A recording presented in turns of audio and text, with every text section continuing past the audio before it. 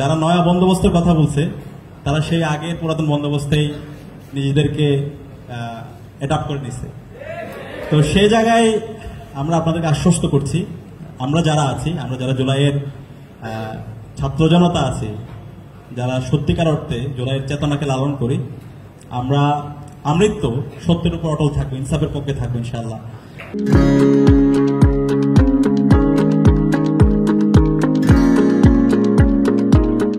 আমরা কখনো আমাদেরকে কেউ, আমি এটা আপনাদেরকে এটাও বলে যাই, 19 জুলাই থেকে 2 আগস্ট পর্যন্ত যখন কেউ ছিল না, প্রথম সারি সমন্বয়করা অনুপস্থিত ছিল এবং ওই সময়ে আমাদের অনেকগুলো পক্ষ, প্রথম সারি সমন্বয়করা একটা পক্ষ এই জুলাই আন্দোলনকে স্থগিত করে দেওয়ার চেষ্টা করেছিল এবং বিভিন্ন ধরনের আমাদেরকে অফার দেওয়া হয়েছিল বিভিন্ন জায়গা থেকে।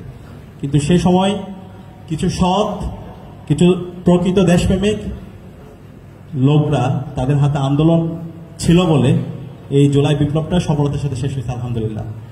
তো এই ধরনের যে জেনারেশনটা আছে, সেই জেনারেশনটা যদি দেশের দায়িত্ব নেয়, তারা কখনো কারো কাছে বিক্রি হবে না, তারা কখনো সেই পুরাতন রাজনৈতিক বন্দোবস্তে ফিরে যাবে না।